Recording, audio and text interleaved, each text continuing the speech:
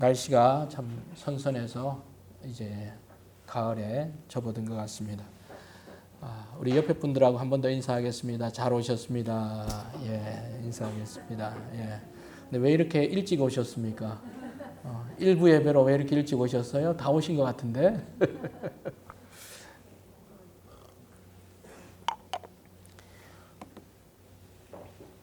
기도하옵기는 1부 예배도 많이 오고 2부 예배도 많이 오면 좋겠습니다.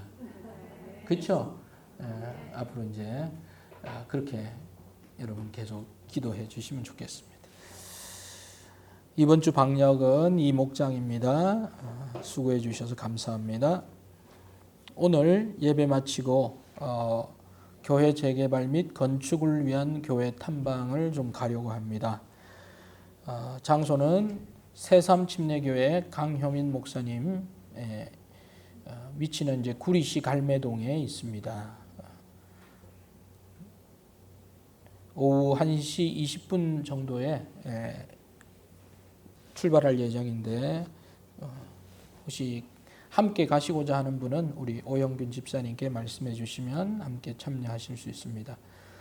지금 우리 교회에서 그 재개발에 따른 준비를 하고 있는데 조만간 여기를 방문하고 난 이후에 우리 성도님들에게 우리 교회가 재개발에 있어서 어떻게 할 것인지 또 우리 성도님들에게 좀 소상하게 경과 보고도 하고 또 설명회도 하고 또 의견도 묻는 그런 시간을 가질 것입니다. 우리 성도님들 관심 가져주시고 계속 기도해 주시면 좋겠습니다.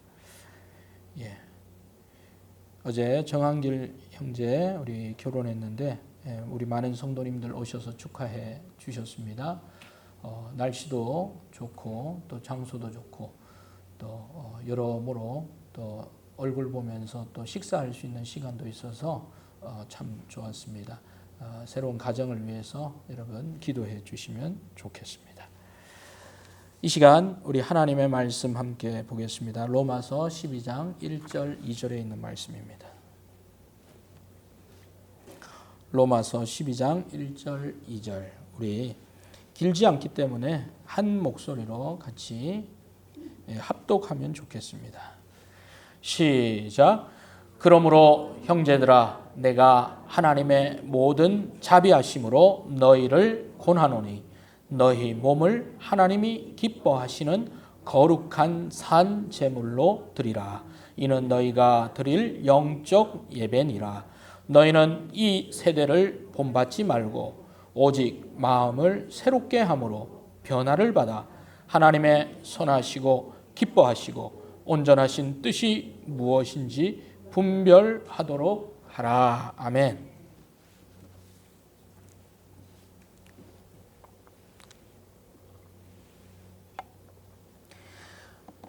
성도라는 그 이름에 해야 할 우선적인 것들이 여러 가지가 있습니다만 가장 중요한 것, 첫 번째로 꼽아야 할 것이라 그러면 그것은 바로 예배라고 말할 수 있습니다. 예배. 왜냐하면 성도는 예배 드리는 사람입니다. 예배 드리지 않고 성도다라고 말하는 것은 무언가 많이 부족하다고 생각됩니다. 예배드리는 사람, 그 사람을 우리는 성도라고 말할 수 있습니다. 그리고 그 예배는 불규칙적이거나 비정기적이거나 자신의 어떤 드리고 싶을 때만 드리는 것이 아니라 한결같이 하나님 앞에 드리는 예배, 바로 그 예배를 드리는 사람이 성도인 것입니다. 오늘 예배 드리러 나온 모든 분들 주님의 이름으로 축복합니다. 하나님께서는 예배 드리는 사람을 기뻐하십니다. 예배에 대한 가르침 가운데 우리 예수님께서 알려주신 말씀이 있습니다.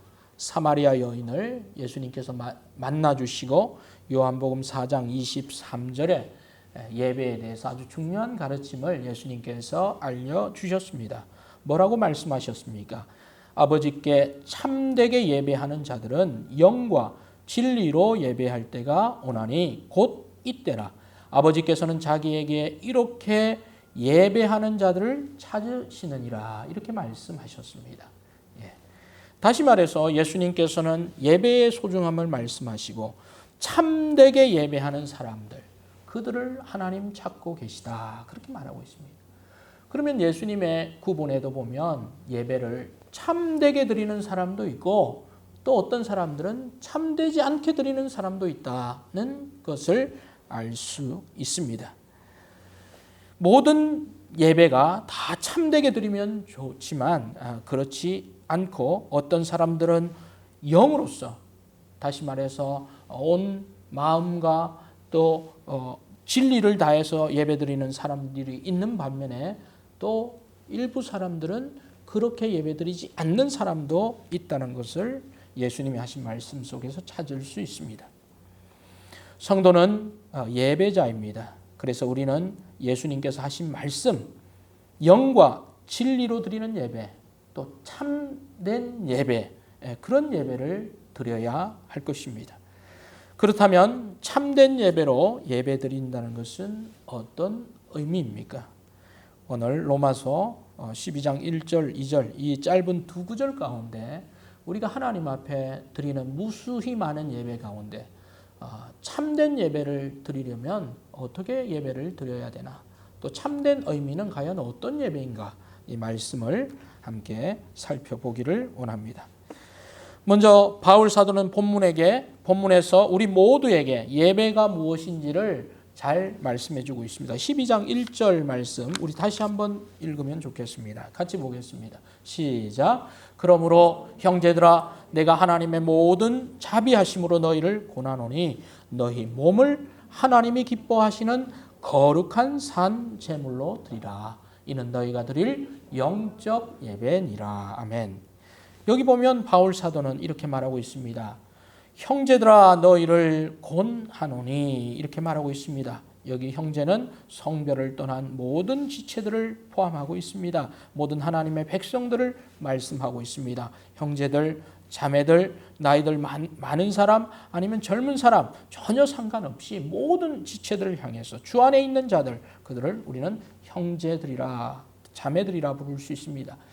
그들을 바울 사도는 권하노니 이렇게 말하고 있습니다. 너희를 권하노니, 권하고 있습니다. 무엇을 권하고 있습니까? 우리 하나님의 백성들을 바울 사도는 권하고 있습니다.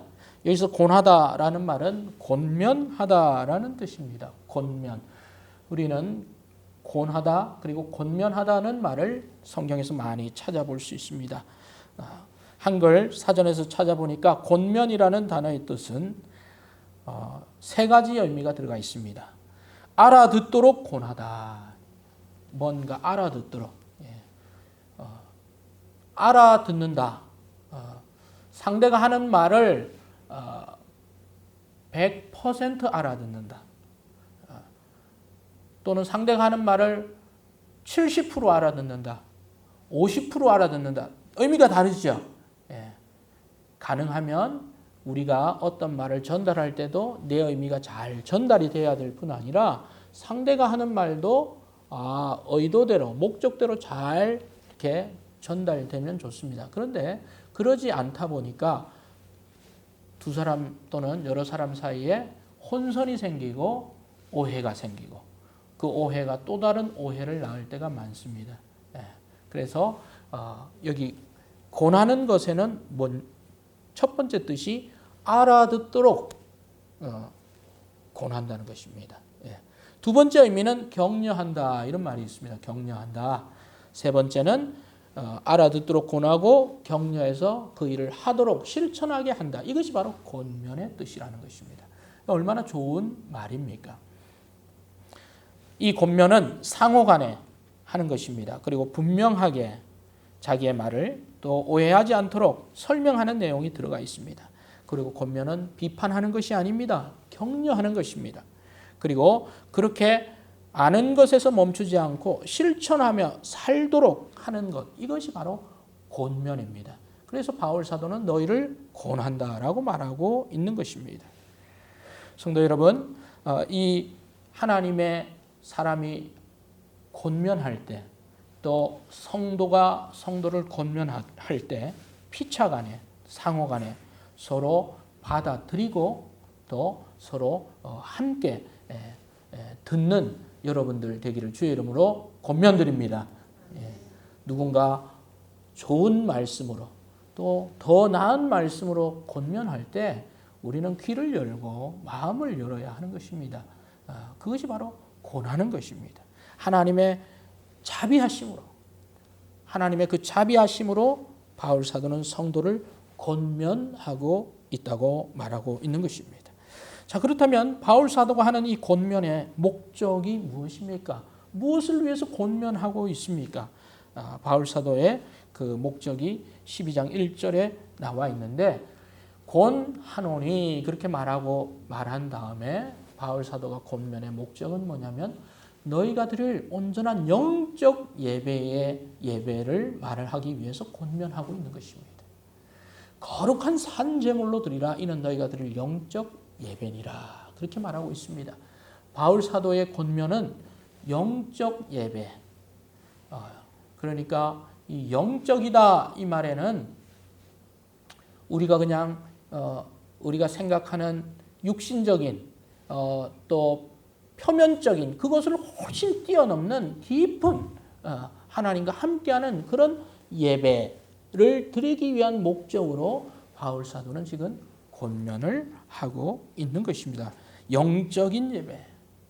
그냥 우리의 감각이나 그런 것을 즐겁게 하는 그런 예배가 아니라 우리의 마음과 정신과 생각을 모두 다 함께 하나님께 드릴 수 있는 그런 풍성한 예배를 위한 권면을 바울 사도가 지금 하고 있는 것입니다.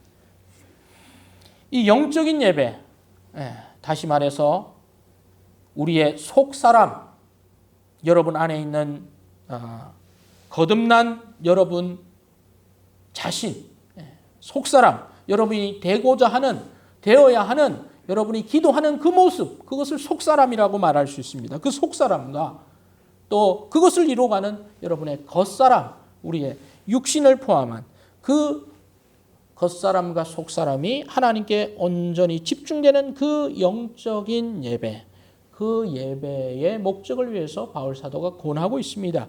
그러면 예배에 있어서 핵심 내용이 무엇이라고 권하고 있습니까? 여기 보면 바울 사도는 이렇게 말하고 있습니다.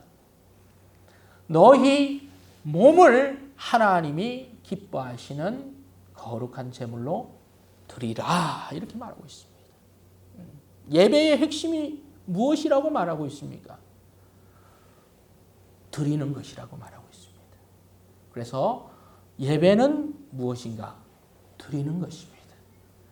우리 한번 따라하겠습니다. 예배는 드리는 것입니다. 자, 우리 옆에 분에게도 한번 알려줍시다. 예배는 드리는 것입니다. 머리에 가슴에 입력해야 돼. 예배는 어떤 것이라고요? 드리는 것이에요. 예배는 예배의 핵심.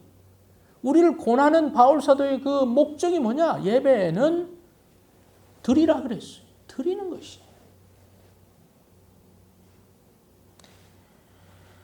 예배의 본질을 한 단어로 설명하면 드림이라고 말할 수 있습니다.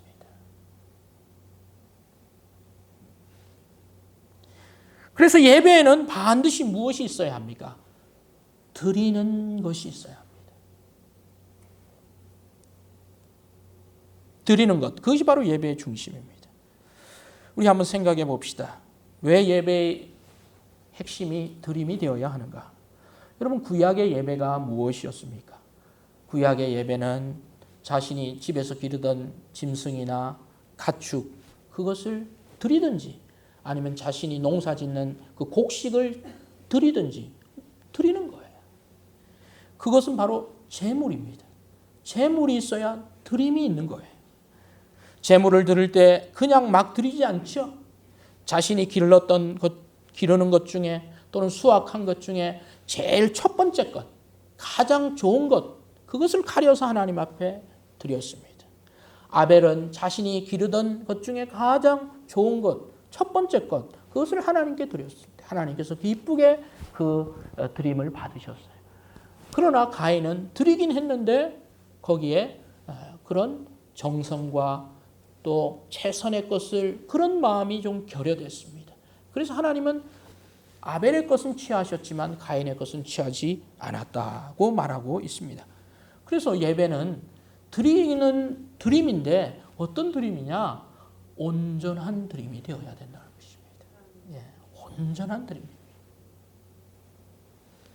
이 드림이라고 하는 이 예배가 구약을 지나서는 어떻게 됩니까? 제물 대신 예수님이 직접 제물이 되셨습니다. 그래서 십자가에 예수님이 이제 드려졌습니다. 그래서 이제 더 이상 동물의 또는 곡식의 드림이 필요 없습니다. 예수님이 드림이 되셨어요. 그 이후에 신약의 성도들은 어떻게 합니까? 그 예수님의 십자가의 은혜를 생각하며 우리의 몸을 주님께 드리는 것을 헌신이라고 하고요. 우리의 물질을 드리는 것을 헌금이라고 합니다. 그런 드림이 있는 것입니다. 그래서 예배, 헌금 또는 헌신, 이것이 바로 예배의 본질이라고 말할 수 있습니다. 예배는 단순히 참여가 아닙니다. 예배는 관찰이 아닙니다. 예배는 경청을 해야 하지만 경청을 뛰어넘는, 훨씬 뛰어넘는 드림이라 말할 수 있는 것입니다. 그리고 그 드림은 우리의 속사람과 겉사람과 우리 자신을 전체 하나님께 드리는 것입니다. 전인적인 드림, 예배 속에서의 드림, 그것이 바로 예배의 핵심이라고 말하고 있습니다. 바울 사도는 여기서 뭐라고 말하고 있습니까? 너희의 몸을 드리라, 그렇게 얘기하고 있죠. 몸. 여기서 몸은 단순히 껍데기로서의 육신만을 얘기하는 것이 아니라 속사람과 겉사람과 생각과 마음과 우리의 전인적인 모든 나의 존재 자체를 하나님 앞에 드리라. 바로 그것을 몸으로 표현하고 있는 것입니다. 온전한 드림이 바로 예배의 핵심이라고 말할 수 있는 것입니다. 그래서 여러분이 예배 드린다라고 하는 것은, 오늘 내가 예배 드린다고 하는 것은 하나님 앞에 온전한 제물이 된다는 것입니다. 제물이 된다는 것은 하나님께서 말씀하시면 내가 그 말씀에 어떠하든지 간에 온전히 순종을 전제하고 있는 것입니다.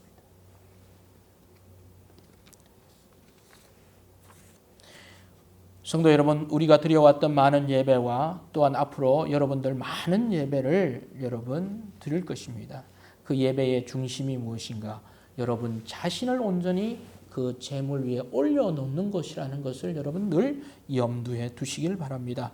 여러분의 마음과 생각과 정신과 여러분의 몸을 하나님의 제단 위에 올려놓고, 주님, 내가 여기 있습니다. 나를 드립니다. 나를 취하시옵소서. 나를 가지시고 때로는 나를 자르시고 나를 필요하시면 태우시고 나를 깨우치게 하시고 나를 고나게 하셔서 알아듣게 하시고 나를 새롭게 하셔서 하나님 쓰고 싶은 대로 하나님 취하시고 쓰옵소서. 저는 제물이 됩니다. 이것이 바로 예배의 핵심임을 여러분 기억하시길 바랍니다. 그래서 예배 드린다는 것은 하나님께 제가 완전히 드려짐을 동의합니다. 체크표에 체크를 하고 오는 것과 동일한 것입니다. 그러지 않고는 예배는 드림인 것이에요. 예배 속에서 드릴까 말까가 아닌 거예요. 제물은 드려지어야 되는 것입니다. 드리는 것입니다. 그런 분들에게 예배는 늘 진지함으로 다가옵니다. 그런 분들에게 예배는 주님이 하시는 그 말씀과 대면하는 순간입니다. 그런 분들에게 예배는 늘 살아있는 두 사람, 하나님과 여러분 사이의 대화가 되는 것입니다. 그런 예배를 드릴 수 있기를 바랍니다. 어떤 강사가 와서 말씀을 전하든지, 때로는 강사가 없을 때도 있죠. 말씀만을 낭독할 때도 있어요. 또는 아주 베테랑의 목사님이 와서 말씀을 전하든지 그러지 않든지 간에 여러분 그것이 어떤 예배든지 여러분 그것은 여러분이 드리는 것이다. 몸으로 드리고 마음으로 드리고 나는 제물이 된다는 사실을 기억하시고 주님이 그 자리에서 하시는 그 말씀을 여러분 늘 귀담아 들으시고 주님과 함께 하시면 그 예배는 하나님과 임재하는 예배가 될 줄로 믿습니다. 예. 그 예배, 그것이 바로 영적인 예배. 나의 몸과 마음을 다 드리는 예배. 예배는 드림이라는 사실을 여러분 기억하시길 바랍니다. 그래서 그런 예배는 드림이기 때문에 예배를 드리고 나서 오늘 예배가 좋았습니다. 오늘 예배가 또 어떤 부분이 불편했습니다. 오늘 예배에 있어서 이런 부분 좋았는데 이런 부분들은 좀 보완이 필요합니다. 이런 얘기는 어떻게 보면 상당히 인간적이라고 말할 수 있습니다. 그런 얘기 자체가 나올 필요가 없는 거예요. 예배는 그 속에서 하나님께서 나에게 하시는 것이고 우리는 이미 드려진 바 된 사람들이기 때문에 거기서 선포되는 그 말씀에 내가 무엇을 해야 할 것인가 이미 순종으로 나아간다면 그런 이야기들은 별 중요하지 않다는 것입니다. 여러분의 예배가 늘 드림이 되는 예배 되기를 바랍니다. 예. 두 번째 예배는 무엇일까요? 두 번째 우리가 드리는 예배는 드림인데 그 드리는 예배는 반드시 변화를 가져온다는 것입니다. 2절을 보겠습니다. 2절을 보면 바울 사도는 2절에서 이렇게 말합니다. 같이 읽읍시다. 시작. 너희는 이 세대를 본받지 말고 오직 마음을 새롭게 함으로 변화를 받아 하나님의 선하시고 기뻐하시고 온전하신 뜻이 무엇인지 분별하도록 하라. 우리의 몸을 온전히 드려질 때 변화가 나타난다는 것을 말씀드리고 싶습니다. 바울 사도는 예배 가운데 2절에서 두 가지를 언급하고 있습니다. 무엇입니까? 하나는 이 세대를 본받지 않아야 한다는 것을 말하고 있습니다. 그리고 또 하나는 무엇입니까? 마음을 새롭게 해야 한다는 것을 말하고 있습니다. 세대를 본받지 않고 마음을 새롭게 하는 것, 그 이후에 주어지는 것은 무엇입니까? 변화라는 것입니다. 변화. 하나님이 기뻐하시는 변화가 그 이후에 나타나는 것입니다. 변화는 이 두 가지, 이 세대를 본받지 않고 우리의 마음을 새롭게 할 때 나타나는 결과라고 말씀드리고 싶습니다. 세대를 본받지 않는 것. 여러분, 세대라는 것은 어떤 한 기간을 의미하는 것이겠죠. 한 세대, 또 다른 세대. 그런데 성경은 뭐라고 말하고 있습니까? 이 세대를 본받지 말라. 그럼 이 세대는, 바울이 말하는 이 세대는 어떤 세대일까요? 지금 로마서가 쓰였던 세대는 로마 1세기경의 로마의 그 세대를 말합니다. 그러면 지금하고는 한참 1900년이나 간격이 있는데 지금에는 적용되지 않을까요? 아니에요. 모든 세대를 의미하고 있습니다. 신학자인 스코필드는 성경을 7세대로 구분했습니다. 참고로 한번 들어보십시오. 7세대. 첫 세대는 뭐냐? 무죄의 시대다. 무죄 시대는 하나님께서 세상을 창조하시고 죄가 없는 그 에덴을 말하고 의미하는 것입니다. 무죄 시대. 죄가 없었습니다. 그 다음 시대는 무엇입니까? 양심 시대로 넘어갑니다. 인간이 죄가 들어오고 난 이후에 그러나 우리 마음 가운데 양심이 있어서 죄가 작동하기도 하죠. 그래서 그 양심 시대. 양심 시대 다음에는 인간 통치 시대. 이제 하나님이 왕이 아니라 인간이 세상을 통치했다. 네 번째는 약속 시대. 하나님의 말씀과 또 성경이 주어지는 약속 시대. 약속 시대를 뛰어넘어서 율법 시대가 옵니다. 율법 시대를 지나서 예수님의 시대를 거쳐서 은혜의 시대가 왔습니다. 그리고 이것을 교회 시대라고도 합니다. 지금 이 시대를 은혜 시대, 교회 시대라고 말할 수 있습니다.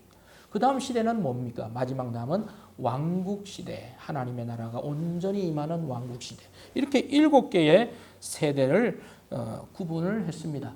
그랬더니 뭐 일부의 사람들은 세대를 이렇게 구분한다고 해서 이 사람들을 가리켜서 세대주의자다, 뭐 이런 얘기를 합니다. 그것은 뭐 중요한 것은 아니지만 어찌 됐든 모든 세대, 이 뭐 7세대를 포함해서 또 뭐 어떤 사람은 더 구분을 하든 어떠하든지 간에 모든 세대마다 유행하는 것이 있었고 사람들이 선호하는 것은 달랐습니다. 1세기의 로마 시대에 유행했던 머리 스타일이 있었을 거예요. 그러나 지금 이 은혜 시대, 교회 시대에 또 유행하는 사람들이 세상에서 유행하는 것은 또 다르겠죠. 그러나 그런 것하고 상관없이 사람들이 늘 바라고 원했던 것은 무엇인가?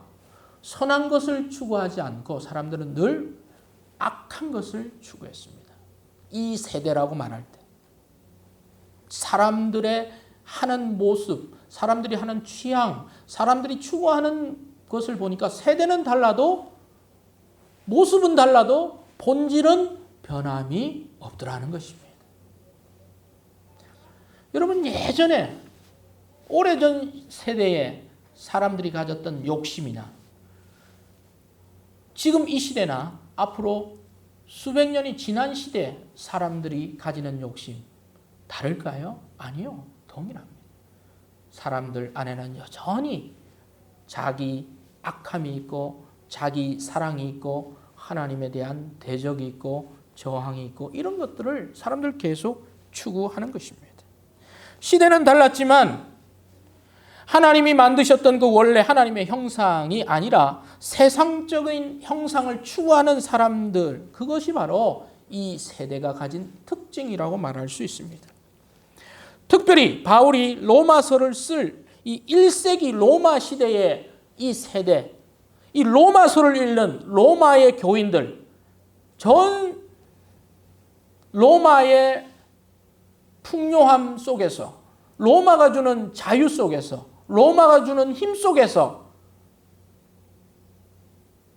예배드리는 그 일부의 그 성도들은 그 로마가 주는 세대의 분위기와 유행을 따르지 말 것을 바울 사도가 특별히 언급을 하고 있었는데, 로마 시대는 과연 어떤 특징을 가지고 있었을까요?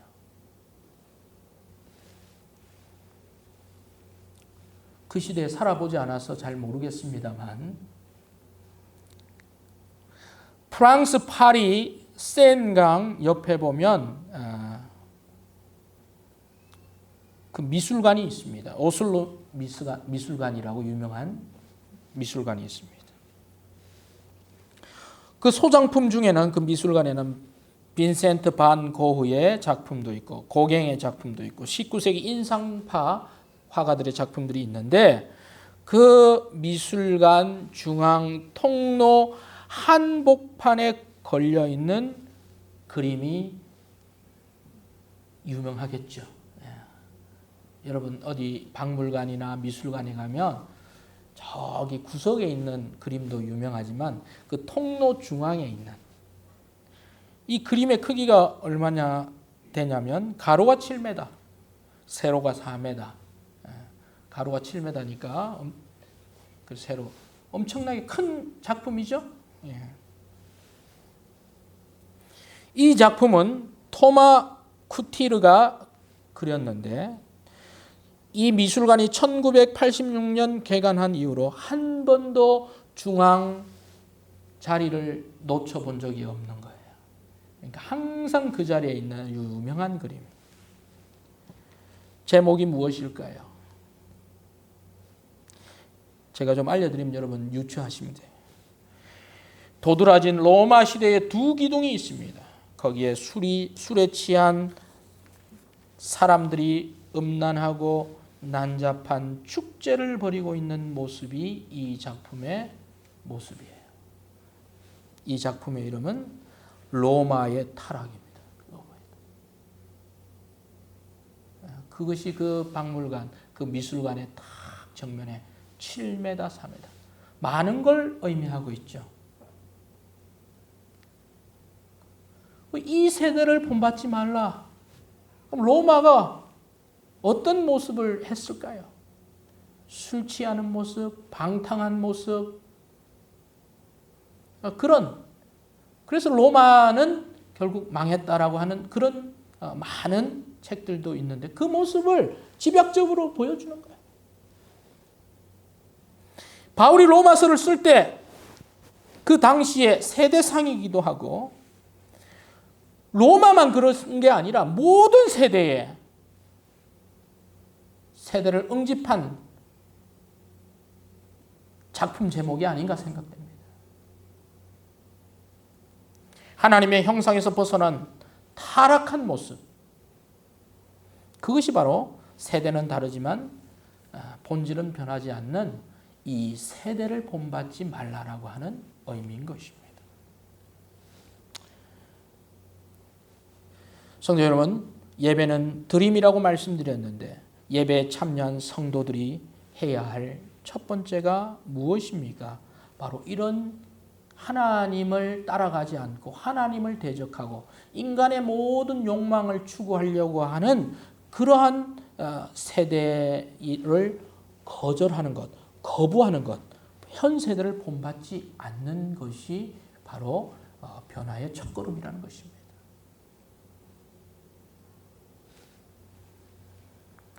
하나님의 백성들이 예배 가운데서 이 빗나간 세대에서 영향받는 것, 그래서 잘못된 생각을 하고 있거나 또는 마음이나 정신이나 판단이 이런 세상적인 것에 치우쳤을 때 그것을 씻어내는 것이 뭐예요? 그것이 바로 예배라는 것입니다.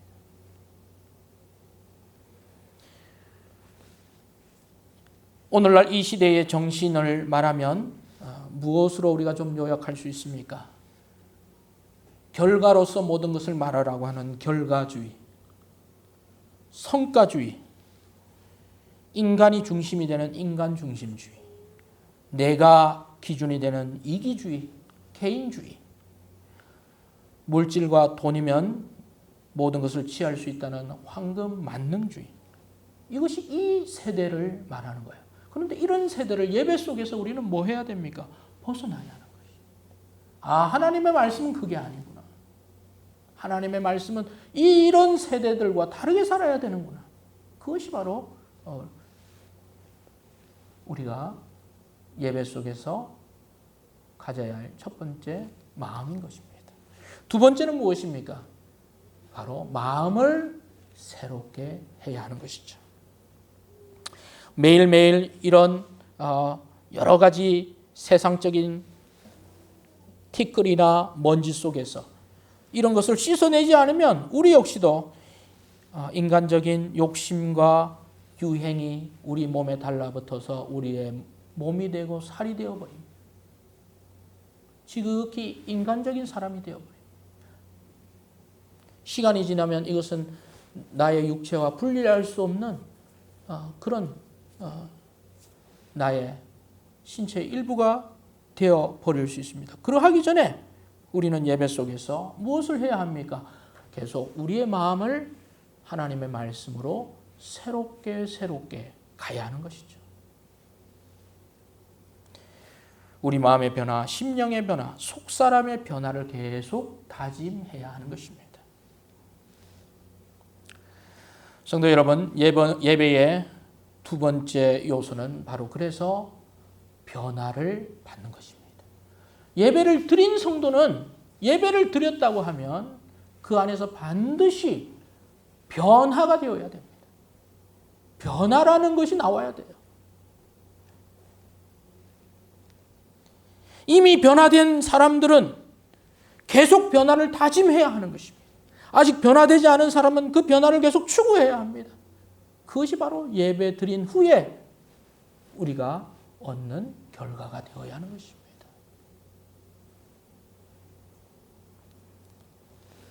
속 사람의 변화, 행동의 변화, 마음의 변화, 의지의 변화, 하나님 말씀으로 살고자 하는 변화, 무언가 변화가 나타나야 하는 것입니다. 그 변화가 계속 이루어져가는 하나님의 예배에 참여함으로 하나님의 말씀 속에서 이루어가는 여러분들 되기를 바랍니다. 그것은 거룩한 변화인 것입니다. 그런 변화 속에서 바울은 우리 성도들이 어떻게 빚어질 것을 말씀하고 있습니까? 2절 중반 이후를 보면 새롭게 함으로 변화를 받아 같이 읽겠습니다. 시작. 하나님의 선하시고 기뻐하시고 온전하신 뜻이 무엇인지 분별하도록 하라 그랬습니다. 변화를 경험한 사람은 하나님의 선하신 뜻, 하나님이 참으로 기뻐하는 뜻, 하나님의 온전하신 뜻, 이것을 뭐 할 수 있어요? 분별할 수가 있는 것입니다.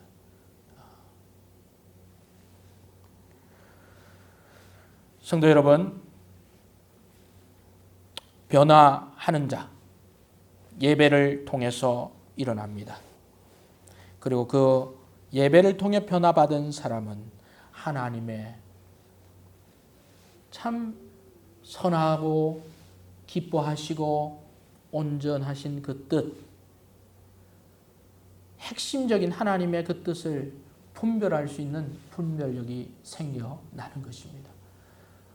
여러분들이 늘 하나님의 온전하신 뜻을 분별할 줄 아는 그런 예배자가 되기를 주의 이름으로 축복합니다. 이것이 바로 변화라고 하는 예배의 두 번째 측면입니다. 말씀 마무리하겠습니다. 바울은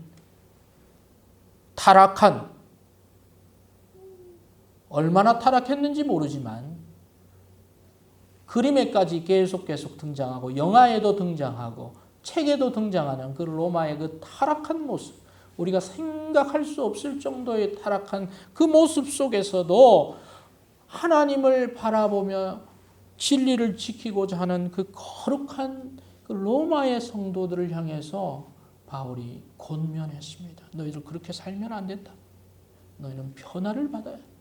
하나님의 뜻이 무엇인지를 분별하도록 하라고 했던 그 말씀을 들었는데 로마 시대를 지나서 21세기에 이 대한민국에서 살고 있는 여러분들에게도 동일한 마음으로 권면드립니다. 예배 가운데서 여러분 온전히 예배드리는 여러분들 되기를 바랍니다. 그리고 예배 가운데 변화를 다짐하시고 그 거룩한 변화 속에서 하나님이 원하는 바를 실천하시는 여러분 되기를 바랍니다. 그리고 하나님의 온전하신 뜻을 예배 안에서 발견하고 분별하시는 여러분 되시기를 바랍니다. 하나님은 지금도 그런 예배자를 찾고 있습니다. 우리 모두가 그런 예배자 되기를 소망합니다. 기도하겠습니다.